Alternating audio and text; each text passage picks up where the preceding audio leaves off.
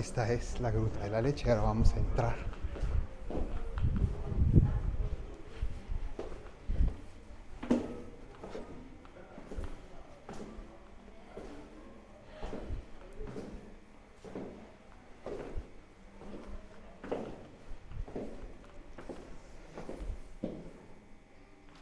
Esta es una imagen de la huida a Egipto desde Belén, cuando salieron exiliados, perseguidos, desplazados, pobres, y se fueron a un país desconocido, extranjero, a sobrevivir, a salvar sus vidas, como tantos migrantes hasta nuestros días.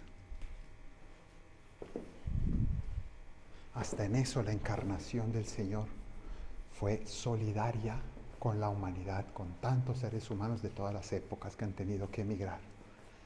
Y aquí tenemos a la Virgen lactante o la Virgen de la Leche. Ahora vemos otra imagen en este altar de la gruta.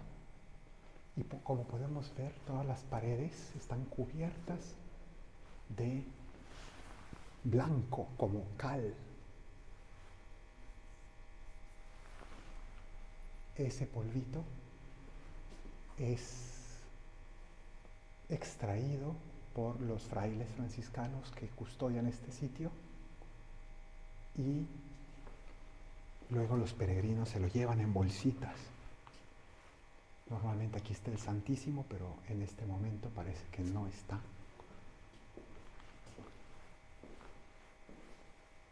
Creo que esta es la Virgen de Loreto.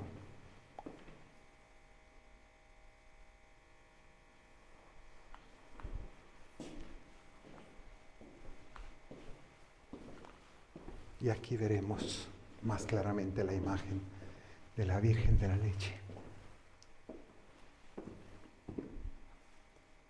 La Virgen que alimenta a su Hijo, como también desea que nosotros nos alimentemos de Jesucristo, del Evangelio, que nos alimentemos del pan de vida, pero también de su maternidad divina.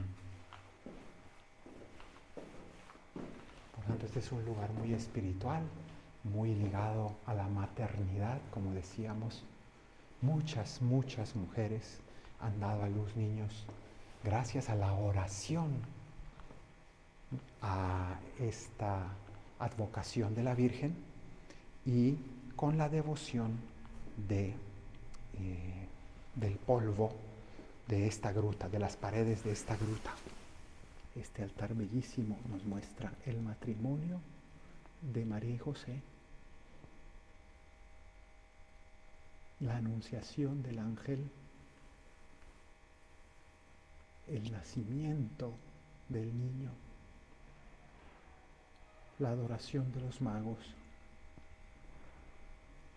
y la vida de la Sagrada Familia en esta gruta, la lactancia de Jesús. Pero detrás de esta gruta y de esta iglesia hay un lugar muy, muy especial.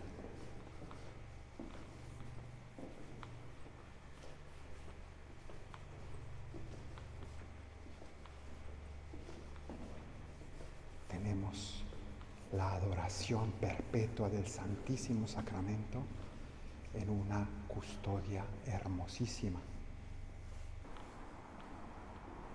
La Virgen de Coromoto, patrona de Venezuela, está aquí, especialmente venerada.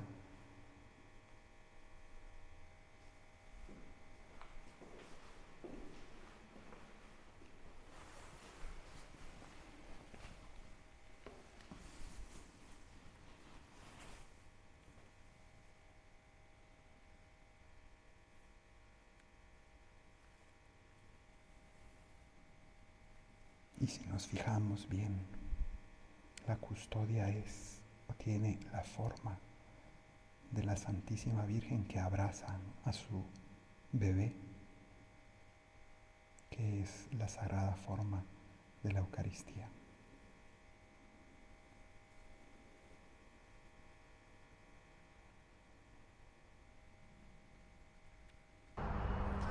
Estoy aquí delante de las murallas de Jerusalén y bueno, pues aquí vamos a leer nuestro evangelio de hoy. Estamos celebrando el Domingo de la Sagrada Familia. Siempre es el domingo posterior a Navidad y esta vez cayó justo el 26. Entonces estamos celebrando esta fiesta de la familia de Jesús y de nuestras familias. Simplemente les muestro el panorama que tenemos aquí detrás de mí. Es la puerta de Jaffa o de Jafo en hebreo. Entonces pues aquí vamos a leer nuestro evangelio de hoy, del evangelio según San Lucas. Los padres de Jesús solían venir cada año aquí a Jerusalén por las fiestas de Pascua. Cuando Jesús cumplió 12 años, subieron a la fiesta según la costumbre y cuando terminó se volvieron. Pero el niño Jesús se quedó aquí en Jerusalén sin que lo supieran sus padres. Estos, creyendo que estaba en la caravana, hicieron una jornada y se pusieron a buscarlo entre los parientes y conocidos. Al no encontrarlo, se regresaron a Jerusalén en busca de Jesús. A los 3 días lo encontraron en el templo, sentado en medio de los doctores y escuchándolos y haciéndoles preguntas. Todos los que lo oían quedaban asombrados de su talento y de las respuestas que daba. Al verlo, se quedaron atónitos y le dijo su madre: «Hijo, ¿por qué nos has tratado así? Mira que tu padre y yo te estábamos buscando angustiados». Y él les contestó: «¿Por qué me buscaban? ¿No sabían que yo debía estar en la casa de mi padre?». Pero ellos no comprendieron lo que les quería decir. Él bajó con ellos a Nazaret y siguió bajo su autoridad. Su madre conservaba todo esto en su corazón y Jesús iba creciendo en sabiduría, en estatura y en gracia delante de Dios y de los hombres. Palabra del Señor. Pues aquí se nos muestra cómo también Jesús, ya adolescente o preadolescente a los 12 años, pues también les dio problema a sus padres, pero problemas santos. Es decir, Jesús ya viviendo su vocación, viviendo ese hecho de ser el Hijo de Dios, pues estaba en la casa de su padre. Sin embargo, no avisó a sus papás. Ellos habían hecho una jornada de camino, ya de viaje. Salieron por la mañana seguramente y viajaban con la caravana sin preocuparse porque Jesús siempre era responsable y estaba pues con sus amigos o con sus parientes. Pero ya al caer la tarde, ya al anochecer, vieron que Jesús no fue a buscarlos, no fue a reunirse con sus papás y entonces ahí se preocuparon porque no era normal. Es decir, ellos dejaban mucha libertad al niño Jesús, no lo estaban controlando, pero al mismo tiempo sabían que él era responsable y a la hora de llegada pues esperaban tenerlo y no lo encontraron. Entonces se preocuparon, pero tuvieron que esperar a la mañana siguiente para ir a buscarlo, porque ya era de noche, no podían viajar en la oscuridad. Entonces al día siguiente deshacen esa jornada de camino, es decir, todo el día que habían caminado de regreso a Nazaret, entonces vuelven todo un día de camino a Jerusalén y van al templo y lo encuentran allí y no se explican por qué no les había avisado y ciertamente había ahí un mensaje. Por un lado, pues ellos pensaron, este niño ya es un adolescente y no piensa las cosas, ¿no? Como normalmente ocurre, pero en realidad también Dios les estaba dando una lección. María conservó estas cosas en su corazón y después supo que efectivamente era una lección de Dios, de que ella también iba a volver a perder a su hijo en el Calvario y lo iba a reencontrar en las cosas de su Padre, precisamente a los 3 días también en la resurrección. Pero más allá de esto, vemos cómo Jesús tiene una vida familiar. Dios quiso encarnarse en el seno de una familia, al igual que nosotros, quiso vivir el amor en medio de su padre y su madre. y vivió ahí la obediencia y vivió la convivencia diaria, familiar. Es decir, nadie nace para vivir solo, nacemos para vivir en una comunidad de vida y de amor. Eso es la familia, y todo ser humano está creado para vivir en familia.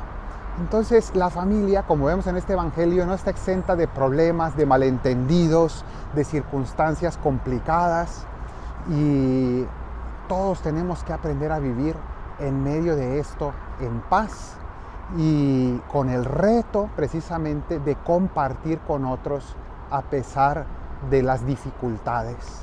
Hoy le pedimos al Señor que bendiga a nuestras familias. Él tuvo una, Él quiso vivir en una, precisamente porque es lo más parecido al amor de la Trinidad, Padre, Hijo y Espíritu Santo.